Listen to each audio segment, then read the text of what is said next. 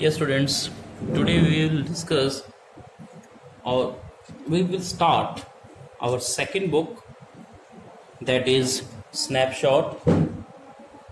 We have already finished our first book, Hornbill, and now we will study the second book. And here is the first chapter, The Summer of the Beautiful White Horse by William Sharoyan. Let's start. Before we start reading this chapter, there's a line given here that give an outline regarding the chapter. This story is about two poor Armenian boys who belong to a tribe whose hallmarks are trust and honesty. जो story है वो दो Armenian boys के बारे में है। कोई दो अर्मेनियन बॉयज़ हैं, अर्मेनिया से बिलोंग करते हैं। Who belongs to a tribe whose hallmarks are trust and honesty. वो एक ट्राइब से बिलोंग करते हैं। ट्राइब इन शॉर्ट जैसे इन हिंदी कबीला, एक बैकवर्ड ग्रुप होता है, those who live in forest like that। और इन फॉरेस्ट में रहने वाले इन ट्राइब के जो रेजिडेंट्स हैं उनका हॉलमार्क्स था, हॉलमार्क्स होता है कैरेक्टरिस्टिक, कोई विशेष बात, कोई विशेषता, फीचर्स। तो इन लोगों की जो फीचर्स थी वो थी ट्रस्ट एंड ऑनेस्टी। तो इनकी ईमानदारी, इनकी सच्चाई,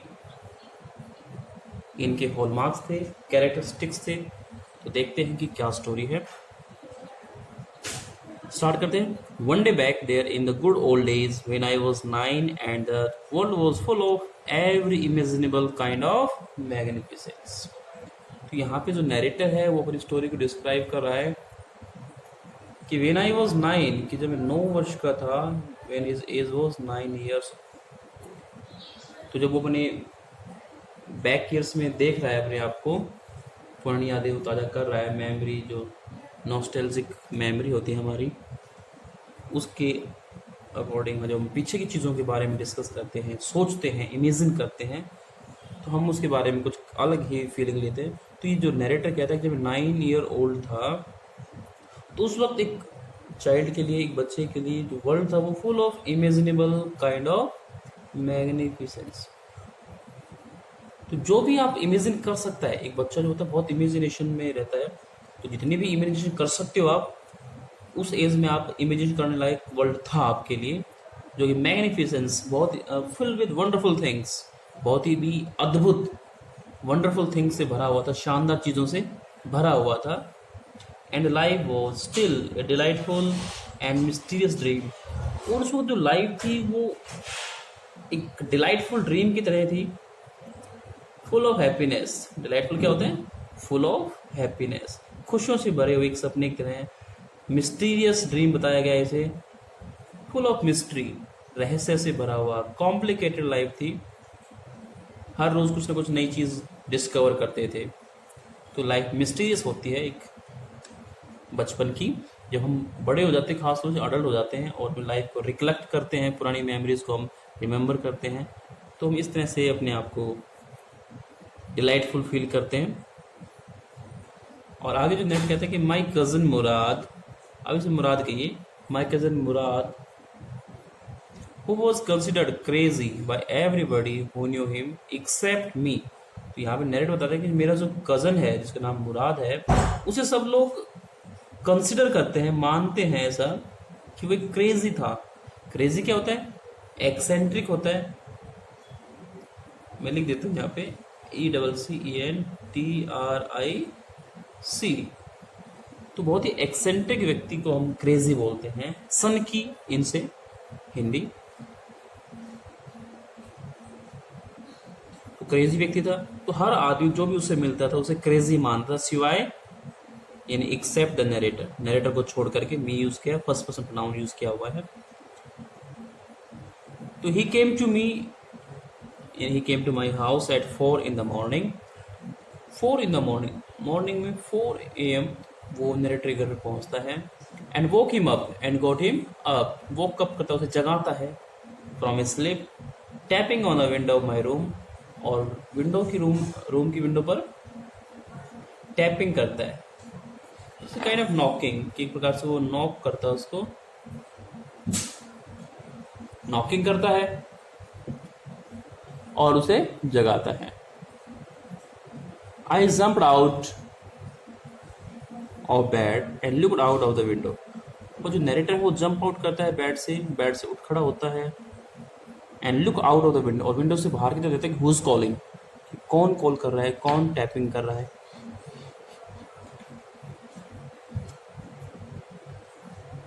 आई couldn't believe what I saw, तो ये कहता है कि जो मैंने देखा उसमें मैं बिलीव नहीं कर सका, क्योंकि जो चीज़ देखी गई थी वो एक्स्ट्रा ऑर्डिनरी थी उनके लिए, नैरेटिव के लिए एक्स्ट्रा ऑर्डिनरी वो फील किया उसने कि ये मैं बिलीव नहीं कर सकता जो मैं देख रहा हूँ। It was in morning at, हालांकि सुबह नहीं हुई थी पूरी तरह से, सनलाइट नहीं थी वहाँ पे, but it was summer and with daybreak not many minutes around the corner of the world, it was light enough for me to know I wasn't dreaming. तो समर का ये टाइम है, गर्मियों के दिन है, हॉट सीजन है, तो जैसे डे ब्रेक होता है, daybreak is the time of dawn, जैसे डॉन होता है उषा काल, सुबह सुबह, when there is light enough but sun is not out there, तो सूरज नहीं निकला होता है लेकिन रोशनी हो जाती है, उसे हम उषा काल या डे ब्रेक कह देते हैं। लेकिन डे ब्रेक होने के बाद ज़्यादा समय नहीं लगता पूरे वर्ल्ड में, पूरे इस एरिया में, वर्ल्ड तो नहीं कहेंगे, इनका वर्ल्ड यही है, इनका जो एरिया है ट्राइब, पूरे ट्राइब में जो आसपास के एरिया उसमें बहुत जल्दी धूप आ जाती है, डे लाइट आ जाती है डे ब्रेक के साथ ही। तो it was light enough for me to know I wasn't dreaming, तो इतनी रोशनी जरूर थी कि वो इतना तो फील कर गया था कि he was not dreaming at all, कि वो कोई सपना नहीं देख रहा है, but he was facing the reality, बल्कि वो सच्चाई से हूबहू है, फेस टू फेस है। माई cousin Murad was sitting on a beautiful white horse, उसने देखा कि जो कजन था मुराद था वो एक बहुत खूबसूरत हॉर्स पे बैठा हुआ है, खूबसूरत एक हॉर्स पे वो बैठा हुआ है। I stuck my head out of the window, और उसने अपने हेड को स्टक किया, जैसे हम पीप करते हैं, झांक के देखते हैं, बाय एक्सटेंडिंग आवर नेक, तो नेक से उसने आगे तरह एक्सटेंड करके झांका विंडो से बाहर की तरफ, एंड रब्ड माई आईज, और आईज को रब किया। Yes, he said in Armenian, उसने आर्मेनियन भाषा में यूज किया, लैंग्वेज जो उनकी आर्मेनिया से बिलोंग करते हैं, आर्मेनियन लैंग्वेज बोलते हैं, तो उसने आर्मेनियन में कहा यस इट्स अ हॉर्स, कि हाँ घोड़ा है, यू आर नॉट ड्रीमिंग। मुराद कहते हैं कि यू आर नॉट ड्रीमिंग, कि आप ड्रीमिंग नहीं कर रहे हो, you are not in dream, आप सपने में नहीं हो। Make it quick if you want to ride, make it quick, कि जल्दी कीजिए, मेक इट हेस्ट, जल्दी करो, हेस्ट करो, या quickly come out if you want to ride, कि अगर आपको राइड करनी है तो आप तुरंत बाहर आए। Let me turn the page.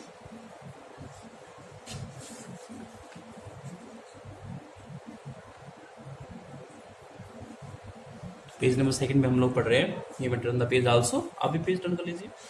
I know my cousin Murad enjoyed being alive more than anybody else who had ever fallen into the world by mistake। तो नैरेटर है वो अपने कजन मुराद के बारे में कहता है कि वो ज़्यादा इंजॉय करता है जिंदा रहना, मोर देन एनीबडी एल्स, किसी और की बजाय, किन लोगों में, who had ever fallen into the world by mistake, by mistake जिनका जन्म हो गया है। तो कुछ लोग खुश होते हैं, कुछ लोग दुखी होंगे, उन सब में ज़्यादा वो एंजॉय करता है, इन किसी भी कंडीशन में वो ऑलवेज फील हैप्पी है, ऑलवेज फील्स हैप्पी, हमेशा खुश रहता है, एंजॉय करता है। But this was more than even I could believe,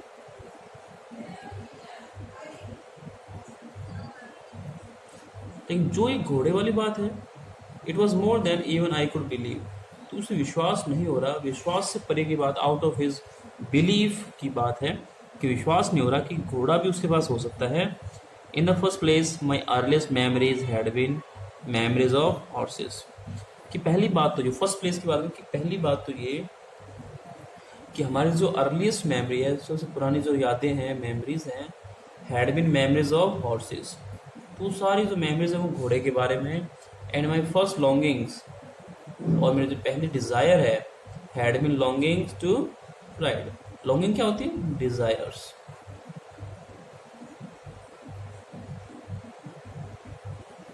तो मेरी जो पहली लॉन्गिंग्स हैं, डिजायर्स हैं, इच्छा है, वो घोड़े को राइड करने के बारे में ही है। And in the second place we were poor. और दूसरी बात ये, जो सेकेंड प्लेस है, दूसरी बात जो है वो क्या, वी वर पुअर, कि हम लोग गरीब थे।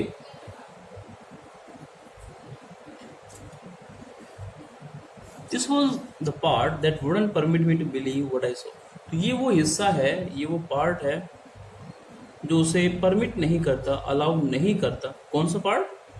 कि वो लोग पुअर थे, गरीब थे, और जो पुअर है कैन नॉट अफोर्ड हॉर्सेस, तो वो हॉर्स को अफोर्ड नहीं कर सकते। To believe what I saw, तो उसे विश्वास नहीं होता व्हाट आई सॉ, कि मैंने जो देखा उसमें मुझे विश्वास नहीं है। We were poor, we had no money, क्योंकि हम लोग गरीब थे और हमारे पास कोई पैसा नहीं था।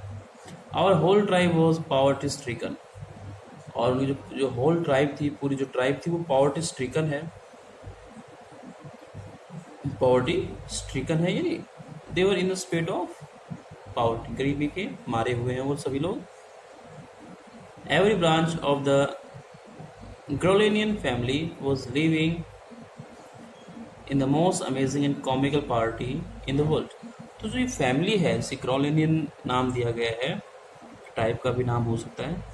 तो मोस्ट अमेजिंग, अमेजिंग यानी वंडरफुल या सरप्राइजिंग हम कह सकते हैं, हैरानी भरी, और एक कॉमिकल पॉवर्टी में जी रहे हैं लोग पूरे वर्ल्ड में। पॉवर्टी में अमेजिंग और कॉमिकल कैसे हो सकता है, जानते हैं भी।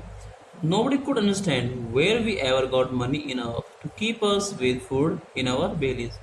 कि फैमिली में कोई भी नहीं जानता है where we ever got money, कि पैसा कहाँ से आएगा, enough, इतना पैसा कहाँ से आएगा, to keep with our food in our bellies, कि जो हमारे बेलीज हैं, जो स्टमक हैं, जो हमारे पेट है, वो भर जाएं, हम खाना खा सकें। Not even the old man of the family, यहाँ तक कि जो ओल्ड मैन, जो परिवार का मुखिया है, वो भी नहीं जानता। Most important of all, though we were famous for our honesty. और सबसे इम्पोर्टेंट बात ये बता रहे हैं कि गरीब थे, but they were famous for honesty, लेकिन वो ईमानदारी के लिए बहुत फेमस थे। जो उनकी फैमिली है वो ईमानदारी के लिए फेमस है, बहुत ईमानदार ट्राइब ही मानी जाती थी वहाँ पे। We had been famous for our honesty for something like 11 centuries। और वो लोग फेमस थे कुछ 11वीं शताब्दी की तरह अपनी ऑनेस्टी के लिए। उस समय बहुत ज़्यादा ऑनेस्टी होती थी, जैसे जैसे सेंचुरीज पास अभी होती गई, बीतती गई, और हम मॉडर्न वर्ल्ड में एंटर कर गए, तो बहुत सारी ट्रिकरी, बहुत सारी कनिंगनेस, सेल्फिशनेस हमारे बिहेवियर में ऐड हो गए हैं। तो यहाँ पे 11th सेंचुरी का मेंशन हुआ है। Even way we had been the wealthiest family in what we like to think was the world. तो जिस तरह से वो वर्ल्ड को देखते हैं, उनके जो ओपिनियन है, उनके according they had been the wealthiest family, तो सबसे रिच फैमिली में से एक है।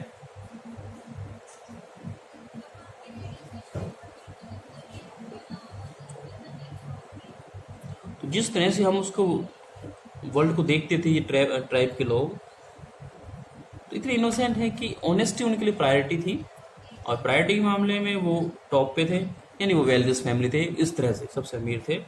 बिहेवियर की बात करें तो we were proud first, honest next. तो हमें अपनी उस ऑनेस्टी पे, इंटीग्रिटी पे, ट्रस्ट पे प्राउड था, गर्व था।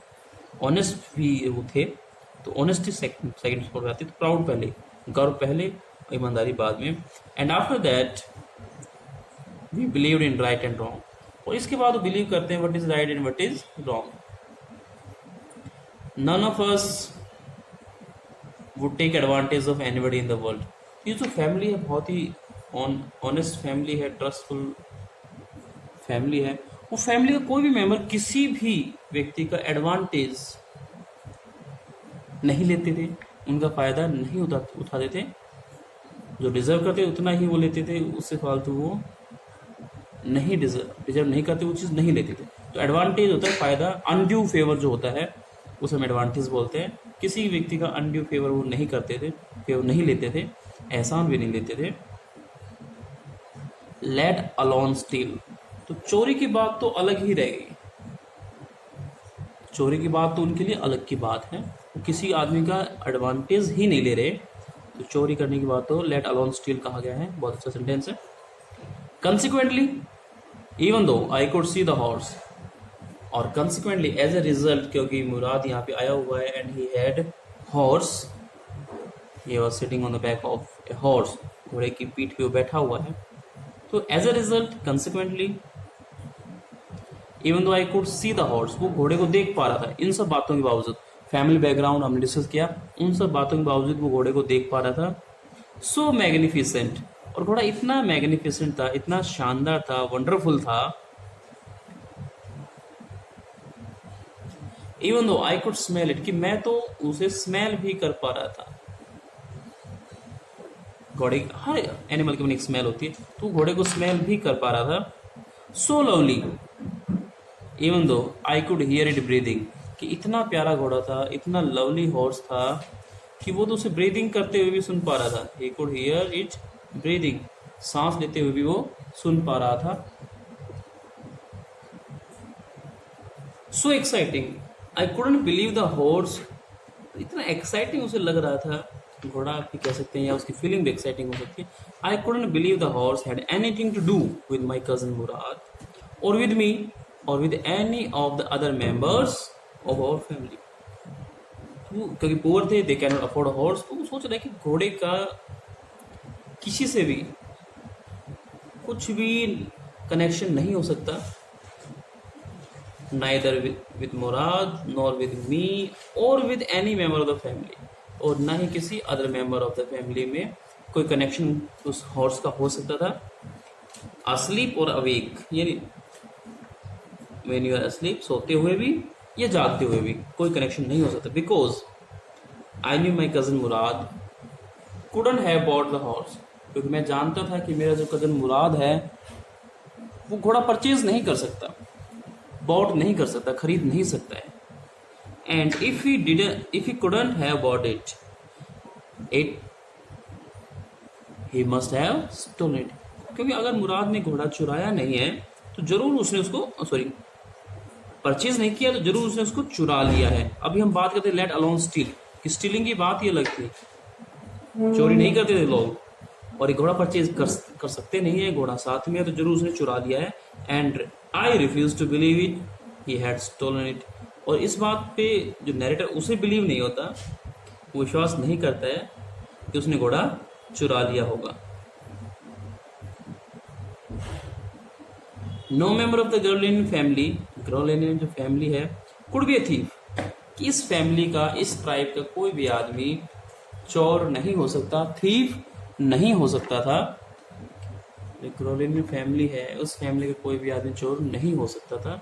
I started first at my cousin and then at the horse, तो पहले वो अपने कजन पे देखता है, फिर कभी घोड़े की तरफ अपनी साइड डालता है, नजर डालता है।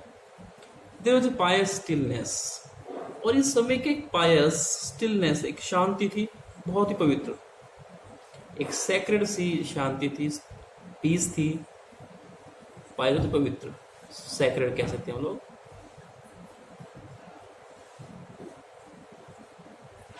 And humour in each of them, और इस बात में ह्यूमर था, एक एंटरटेनिंग फैक्ट था। Which on the one hand delighted me, जो एक तरफ तो उसको डिलाइटेड, ही फेल्ट हैप्पी, बहुत खुश महसूस कर रहा है कि they had the horse, but on the other frightened me, और लेकिन दूसरी तरफ जो सेकंड पार्ट है उसकी थिंकिंग का, कि अगर परचेज नहीं किया तो चुरा लिया होगा, तो अगर चुरा लिया है तो ये चीज़ उसे फ्राइटेड कर रही, क्योंकि फैमिली फेमस थी ऑनेस्टी के लिए, और इस फैमिली कोई भी मेंबर थीफ नहीं हो सकता था। Mourad, I said where did you steal this horse, और उसने कहना शुरू किया, मुराद तुमने घोड़ा कहाँ से चुराया, अक्यूज किया उसे, आरोप लगाया। Let out of the window he said if you want to ride, और उसने क्वेश्चन को आंसर नहीं किया, इसका मतलब there was something black.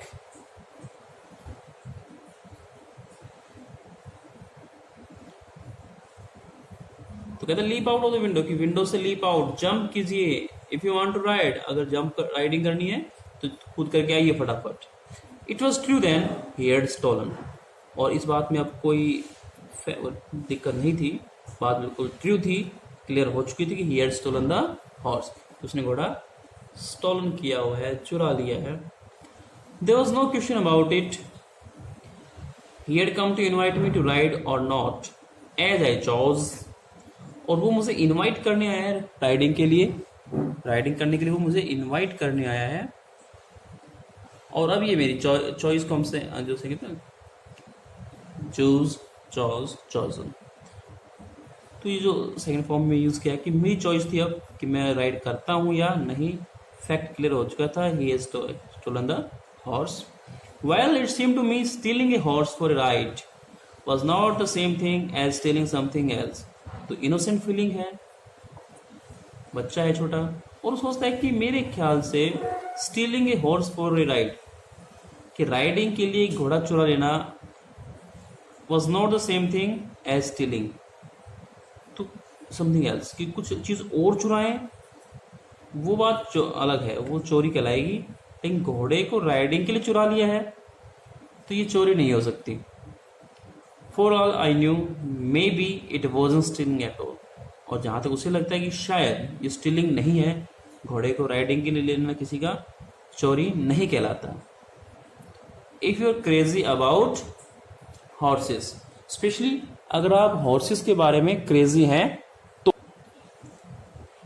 About the horses the way my cousin Mourad and I were, कि जिस तरह से कज़न मुराद और मैं, जो नरेटर हिमसेल्फ है, वो क्रेजी थे, एक प्रकार से एक्सेंट्रिक थे, सनकी थे, विम्सिकल थे। हम विम्सिकल भी यूज कर सकते हैं वर्ड सनकी के लिए, क्रेजी के लिए। विम्सिकल, विम्सिकल भी सेम वर्ड होता है, जो सनक पे काम करता है उसे विम्सिकल बोलते हैं। जिस तरह से दोनों ही घोड़े के पीछे पागल थे, सनकी थे, तो वो अगर राइडिंग के लिए घोड़ा चुरा भी लाए हैं तो उसे चोरी नहीं कहेंगे। इट वॉजंट स्टीलिंग, तो उनका मानना अभी भी सेम है कि इट वॉजंट स्टीलिंग, कि चोरी है ही नहीं। इट वुडंट बिकम स्टीलिंग, और ये चोरी बनेगी भी नहीं, इसको चोरी नहीं कह सकते हम लोग। Until we offer to sell the horse, जब तक कि हम इस हॉर्स को, ये उनकी अपनी आइडियोलॉजी है कि जब तक हम घोड़े को बेचने के लिए ऑफर नहीं करते हैं तो ये स्टीलिंग नहीं कहलाएगी। Which of course I knew we would never do, और जो कि हम जानते थे कि हम घोड़े को सेल तो नहीं करेंगे, पर बेचेंगे नहीं, वी वुड नेवर डू, तो हम घोड़े